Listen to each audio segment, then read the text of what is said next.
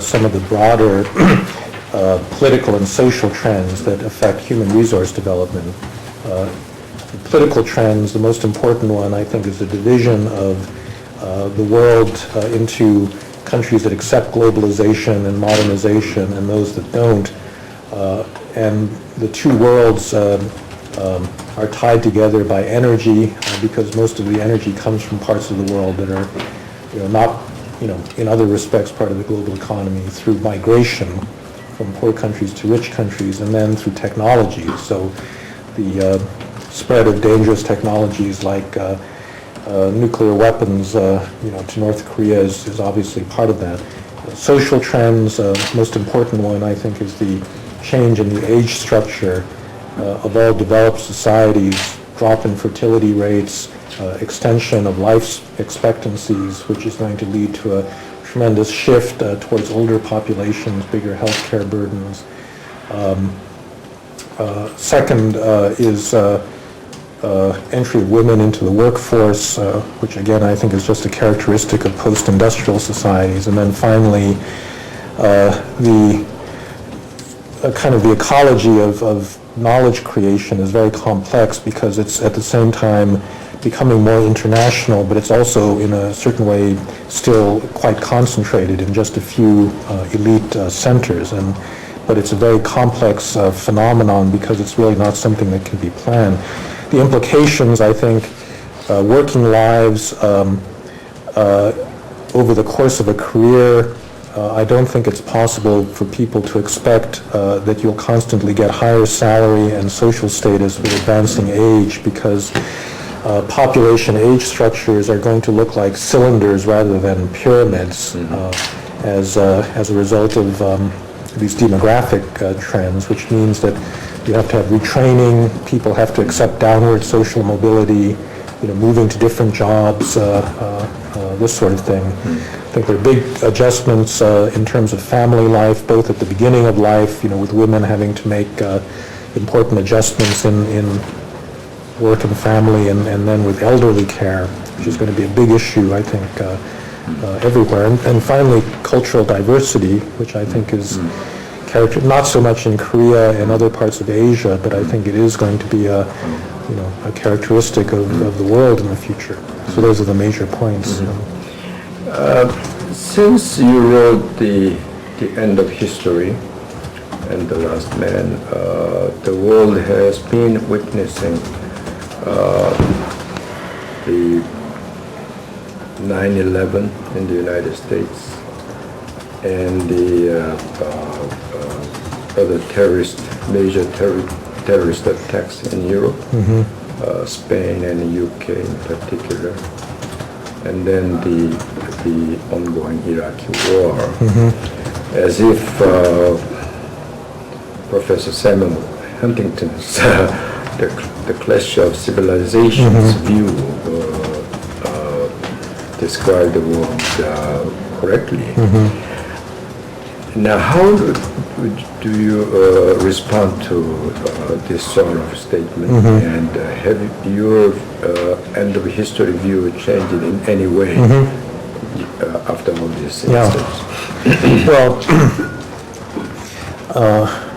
I think that initially the people that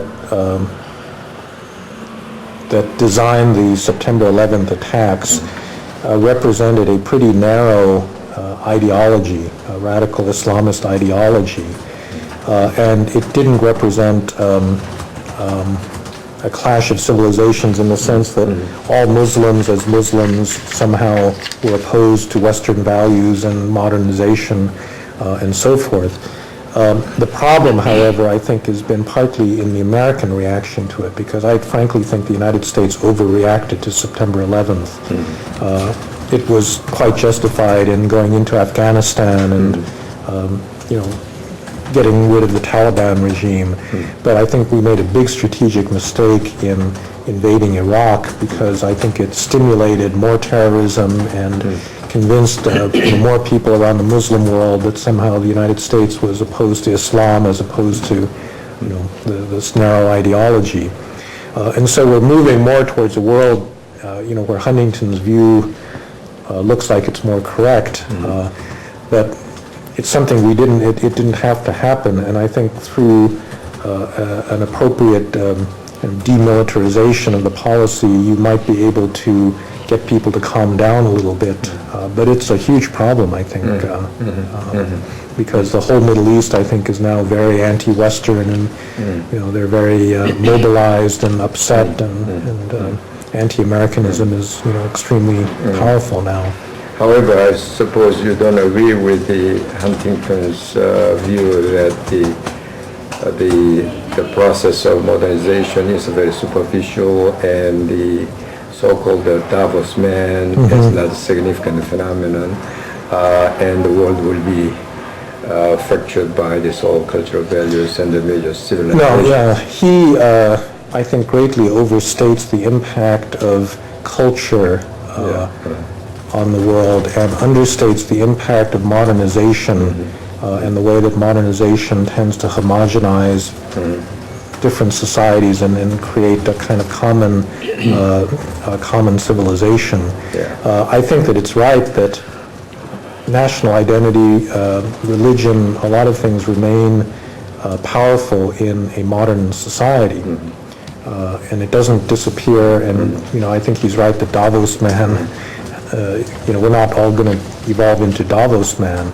On the other hand, I also don't think that we're also going to remain in these cultural groups forever, because I do think there's migration and ideas, move across borders, and the structure of societies change. I mean, a good example of that is the point I was making about women.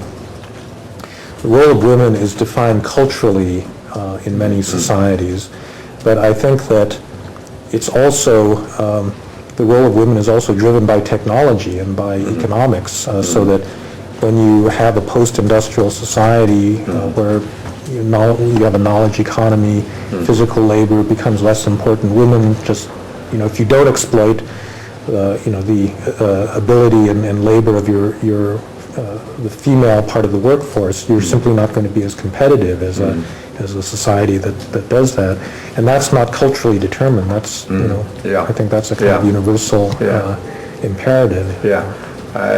On that particular point, I fully agree with you. I know, even Max Weber a long time ago thought that the Confucianism would be a kind of obstacle to China's development and the development in this region. That's right. And in the 50s and up until early 1960s, we ourselves used to say that Confucian culture is not, good for the nation's economic growth and development. However, later on, when we did well, they say that this is Confucian culture, which helped Korea and China develop. So I think what matters is, as you pointed out in many of your the books and articles, what matters really is institutions and the policies, and particularly in the economic area, I think that is the case. So overemphasizing the culture and the value determining everything when it comes to all those spreads. Now let's move to the some of the major points you made in your book titled The Great Disruption, which was published, I believe, in 1999. And in the book, you pointed out that most industrialized countries experienced a seriously deteriorating social conditions and social values, which you described as the Great Disruption. And for example, in the United States, the Great Disruption occurred from the mid-1960s to the early 1990s. As a consequence, there has been a substantial depletion of social capital and the disrupted the industrial age social norms. However, you seem to be quite optimistic in foreseeing new social norms established for two reasons. One is more automatic process due to human nature, which is more socializing. And then the other reason was public policy, including education. Now, could you elaborate more on this, particularly on this second part, this public policy area? Well, first of all, you have to look at my analysis of the causes of the Great Disruption, because I really think that it was the result of all of the social changes that occurred in the second half of the 20th century, and particularly the movement of women into the workforce that was very disruptive to family, to education.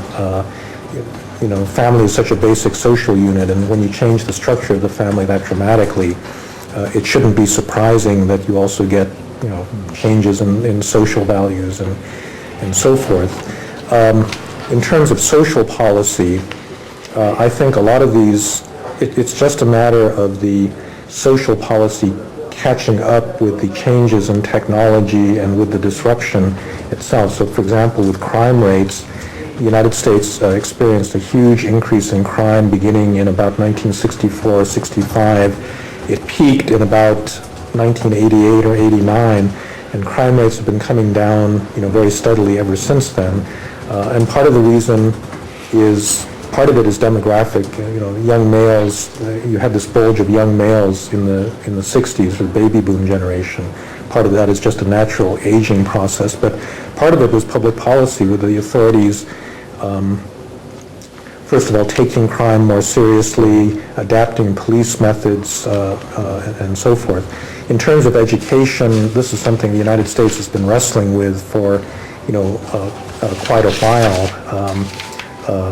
Poor educational results as a result of, I think, ultimately one of the causes is disruption in the family, because if you don't have a strong family structure, it's hard to compensate through schools.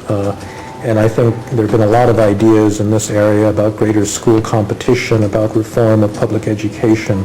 This is an area I'm not that happy with, because I don't think we've done, done that well.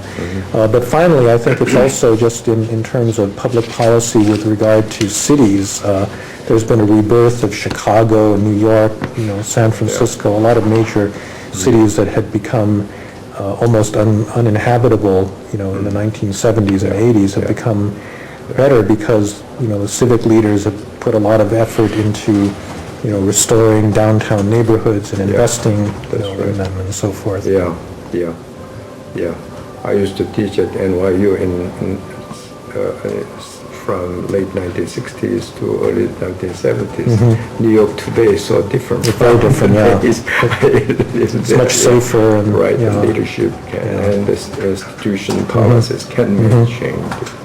Now, you also pointed out in the book that the rate of technological change can often exceed the rate of social adjustments or supply of social capital. Under such circumstances, the society must pay a high price, and therefore the government has to step in or either step out. And I think this is very relevant thing for Korean policymakers today and foreign government. And could you elaborate on this issue again?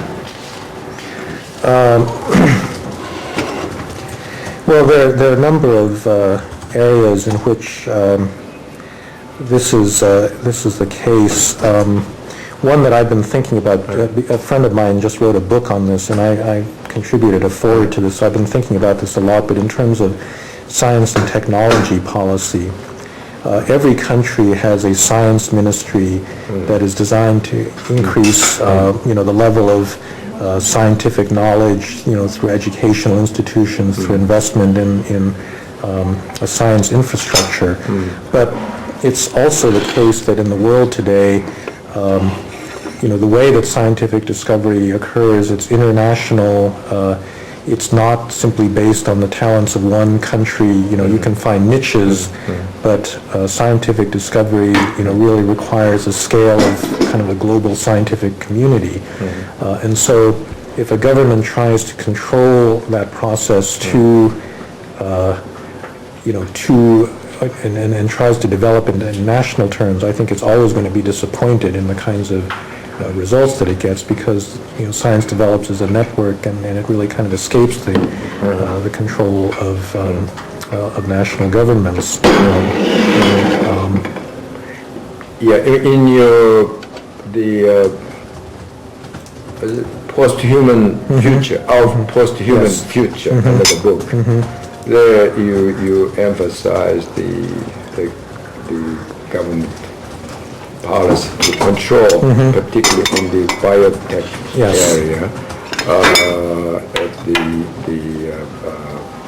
But on that front, you still think that the government should play a Well, see, this is a problem, and this is, I'm not sure that there's a good solution to this, that science really develops best in an atmosphere of freedom, in which national borders don't matter, in which governments don't intervene. But science produces what economists call negative externalities. There's lots of things that happens as a result of scientific advance that are bad for society. Nuclear weapons are one case of that, but I think there are also problems in biotech. I mean, some of them are fairly straightforward. You're going to get genetically engineered viruses that can be created in relatively small laboratories in countries that are not at the forefront of science. I mean, that's simply the nature of modern development in this area.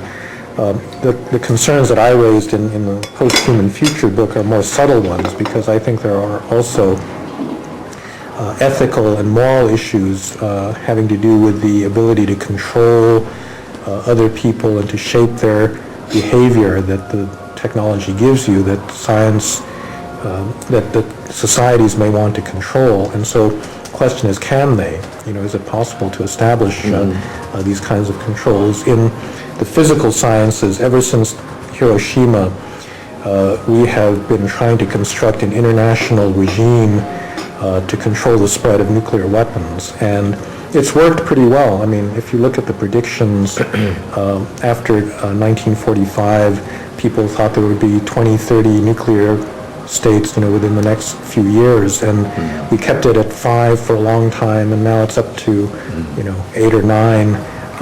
But obviously, that's something that's breaking down. We're just not going to keep that bottled up. Biotech is going to be much more difficult, because it's much harder to control, it's much more dispersed, the economies of scale are lower. So although I'd like to do this, I'm overall not very optimistic that you can. And also this effort should be made not only on the national base, but the international based institutions.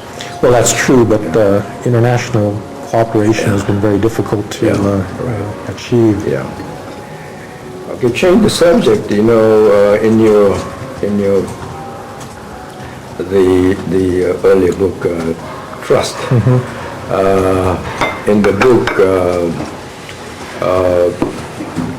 Korea was classified as a low trust society as compared to Japan and Germany, which is... No, China is also low trust. Right, China and Korea and Japan and Germany were a high trust society. For low trust society, there are what economists call high transaction costs, and therefore it tend to hinder economic growth and development. And in particular in this IT era, the networking is very important. That's right. And therefore the low trust society has a disadvantage. However, if you look at the last 10 years or so, the economic performance, Korea, China are doing quite well. Yes. And Japan, of course, now is getting out of this last decade, but still, relatively speaking, not as well as the China, Korea, in terms of growth rate. And the German economy has been suffering since the late 1990s, growing only around 1% of Right. How, of course, there are many other factors involved. How would you assess this situation? Yeah, well, yes, that's right. First of all, I never really argued that trust by itself would determine aggregate growth rates, because there's so many other factors that are important. I think it influences industrial structure and various other things. But I think the more important point is that actually high trust is not always an economic advantage, because sometimes if you have tightly bonded social relationships in an economy, it actually acts as an obstacle to economic reform.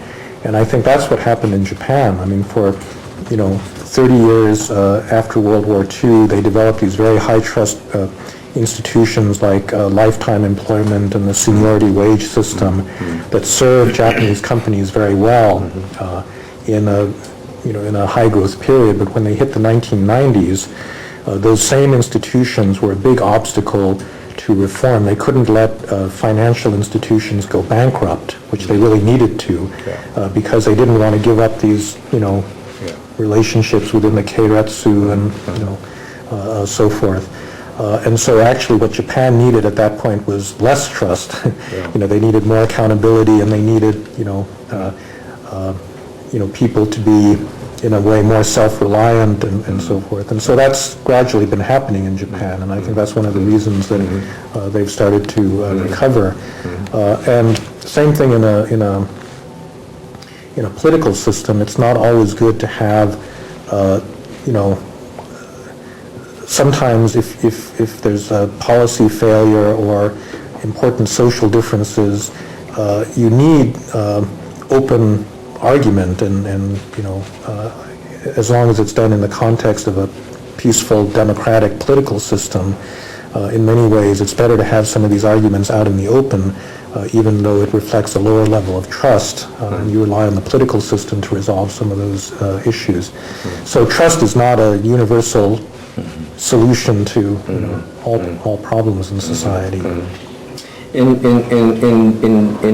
applying and in taking advantage of IT, the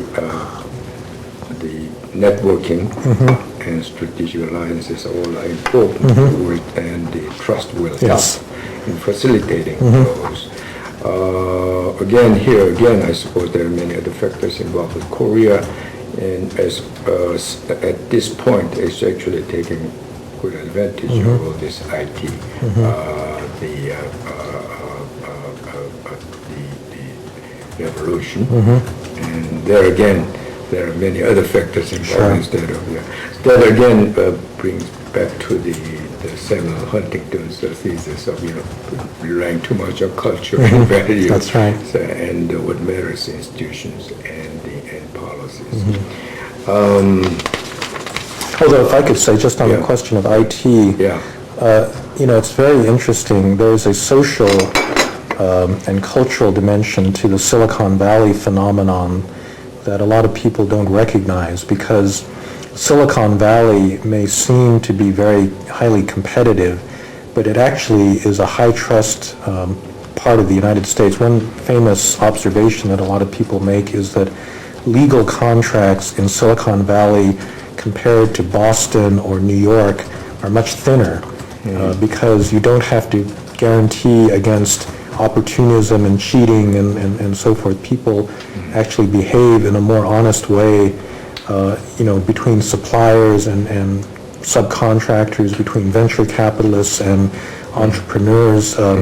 There's a kind of culture that emphasizes reciprocity, and it actually has had these remarkable impacts. The Linux operating system, was an open source. It came out of open source, which is a completely norm-based way of doing business, where you give freely valuable intellectual property in the hopes that you'll get it back in the long run, but there's no contract, there's no legal arrangement, there's no actual buying and selling of intellectual property, and that can only happen in a relatively high trust, social context. So even in that area, I think that, these social values, they're not deeply rooted. It's not, religion or, Protestantism or something that produces it. It's a more local kind of culture, and I think in the Bay Area they had a culture of a kind of reciprocity that didn't exist in other parts of the United States.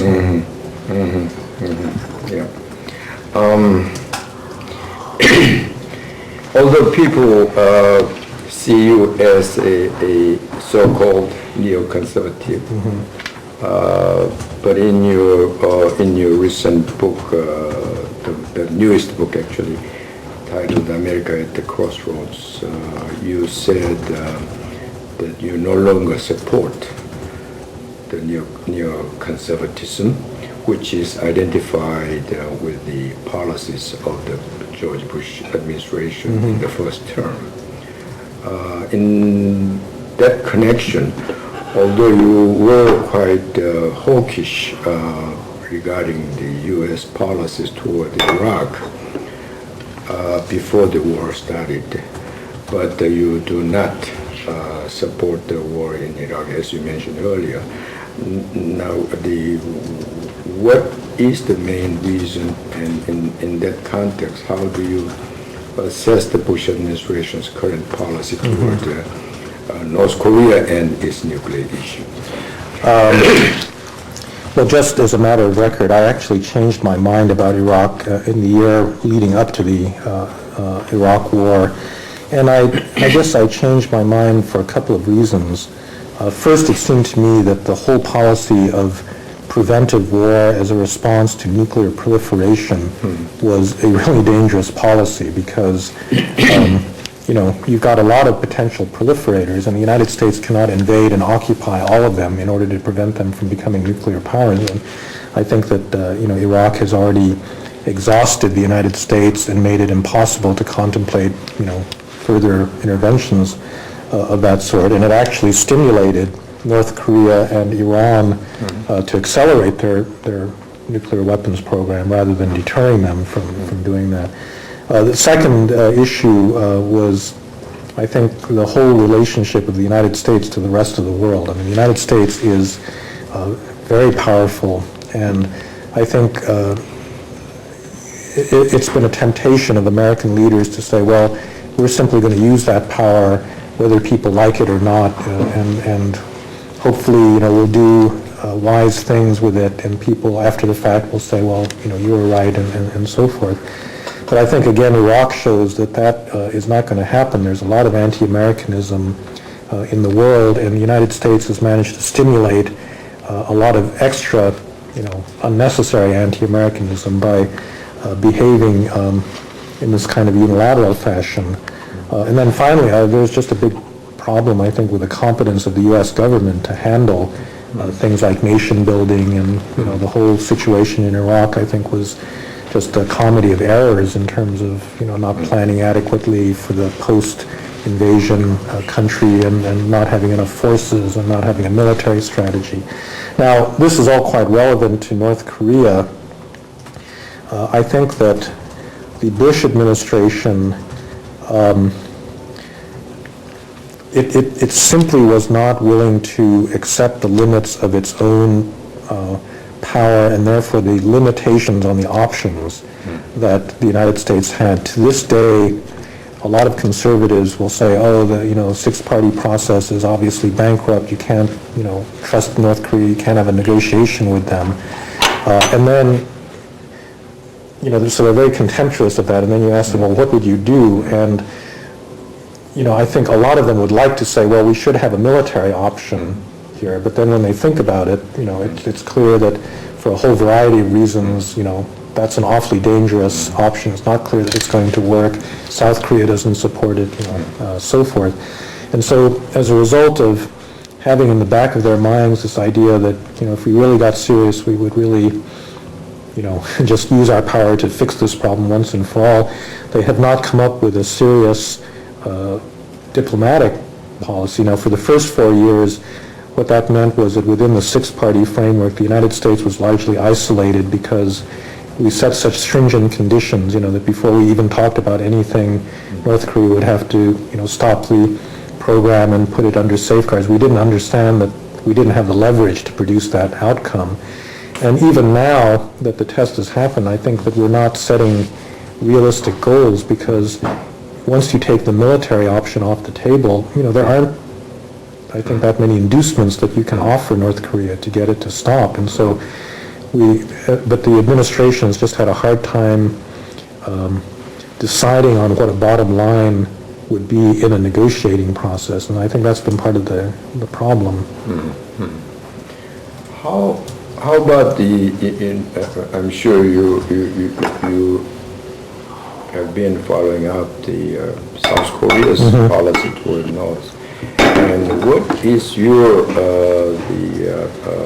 the assessment, objective assessment on Korea's policy pursuit so far, and which was usually called the Sunshine Policy, and the way the policy was implemented? How you assess that?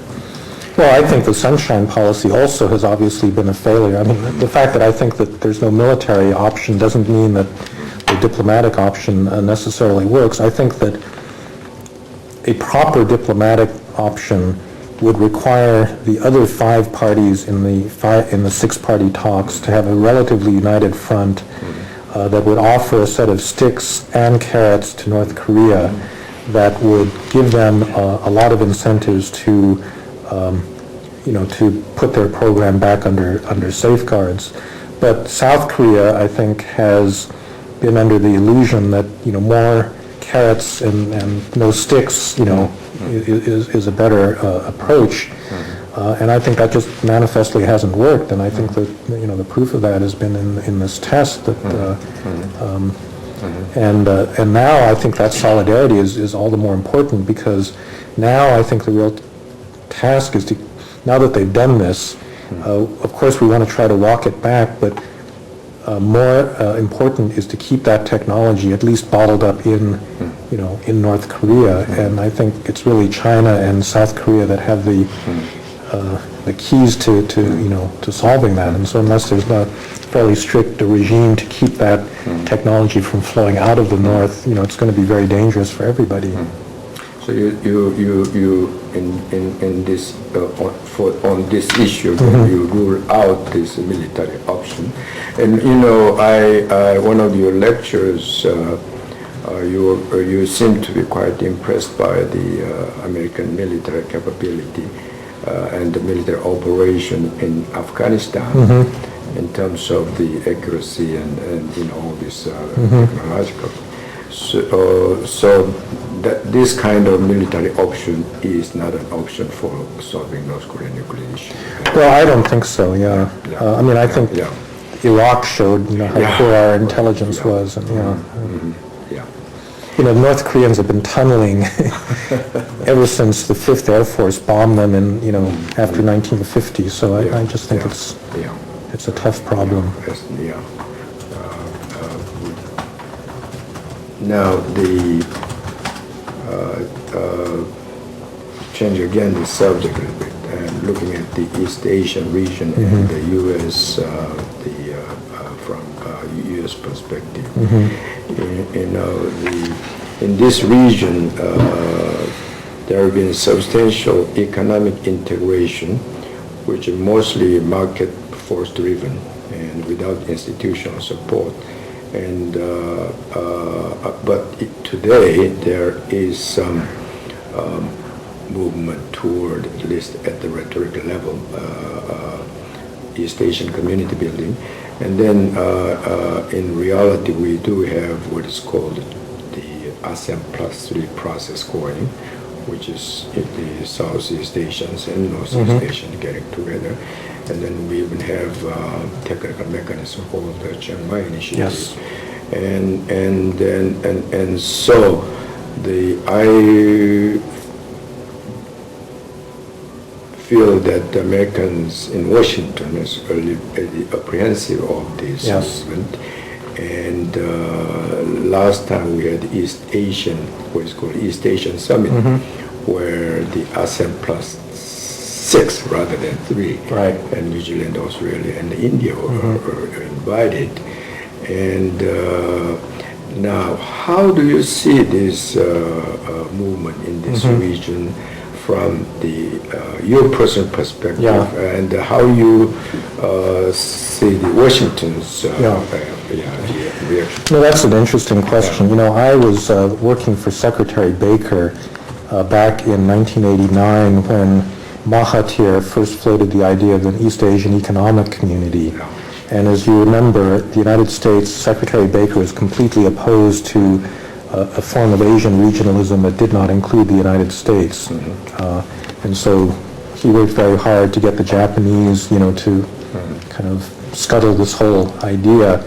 And with the rise of ASEAN +3, there's been similar fears that East Asia was organizing itself into a unit that would, somehow be against the United States or against American interests, although neither the Clinton administration or the Bush administration took an official position, that was hostile to it.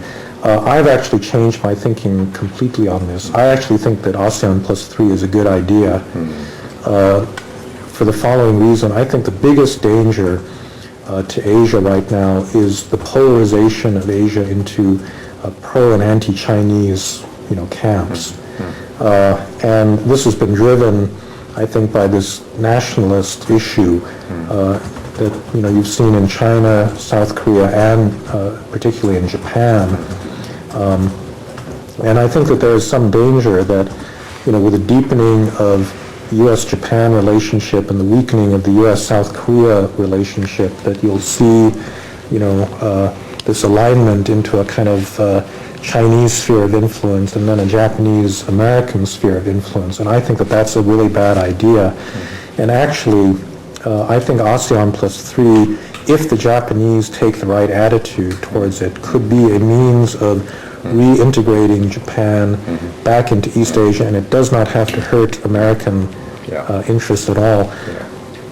Now, my view, I think, is a very lonely one. I don't think that Americans are really focused on this. And I think right now there's a kind of confusion, just waiting to see what happens and so forth. I again share with you your view on this very issue. Actually, I sensed a little bit change in attitude in Washington, particularly in the intellectual community, when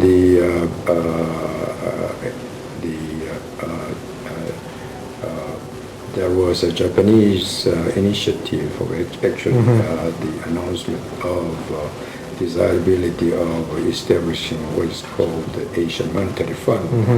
At that time, Clinton administration led by the Lady Summers and the Rubin strongly opposed it. And then, but there was a little bit change in intellectual community toward this issue, but still, again, very confused, and there are some still negative the attitude toward this. But I personally think that this Asian institution building for economic integration is a good thing, not only for the region, but for the rest of the world, as long as the institutions established in these regions operate based on the same principles of today's multilateral organizations and multilateral the principles. And in this age of financial globalization and contagion, if you take care of your regional problem, they will help for the rest of the world. But what this region lacks is the leadership. Enlightened leadership, and therefore this, despite this the lack of leadership, the market is integrating very fast. But with this leadership, I think this area will be further integrated and the speed will be accelerated. Okay, thank you very much. I think we covered the most of ground. I think you guys have enough to summarize. Thank you very much. Okay, I think we covered enough ground. 그렇죠? 어떻습니까? 글쎄 일단 저희는 합령을 잡아놓고 있는데 합령을 잡아놓고 있는데 한 페이지 잡아놓고 있는데 만약에 분량이 많으면 2페이지도 갈 수 있다는 얘기 들었거든요. 지금 한 거면 2페이지 될 겁니다. 그렇습니까? I think so. It's actually they were planning 1 page, but if we have enough, they will even 2 pages. Okay. Now let me ask you one other question. Now, since you've been writing so many important books, and you are considered one of the global real leader of thinkers of today. Now, what new projects and the new books are you engaged into now after this newly published book? Well, I am now in charge of my school's international development program. I think that one of the biggest failures, really, of the Western world has been the failure to transplant institutions into poor countries. Now, in East Asia, I think you had growth not because of any transplantation of institutions. East Asia just, they figured out how to do it on their own, Korea and Japan and so forth. But if you look at Africa or Latin America or other poor parts of the world, you have some really serious problems in getting development started. And I'm convinced that the source of that is institutions and policies, and ultimately that lies in politics, not in, everybody knows what a good economic strategy would be, but the real problem is how do you implement it politically. And so that's really my focus right now, is to get everybody else onto this globalization bandwagon, because there's a lot of the world that simply can't participate in globalization because they don't have the institutional capacity to do that. Yeah.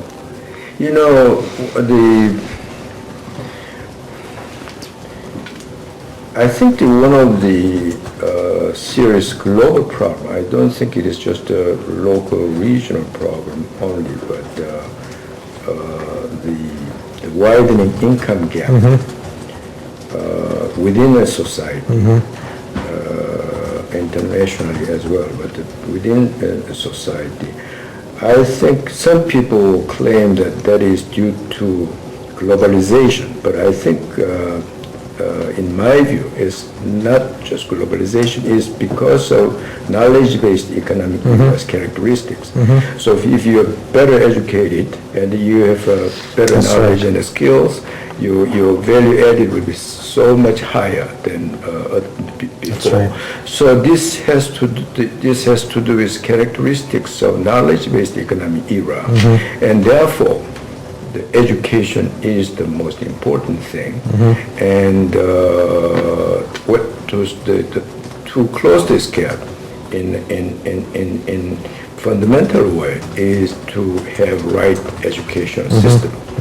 And actually yesterday I at the newspaper I had an interview, and there again I emphasized that in early days in Korea we had such a good public education system.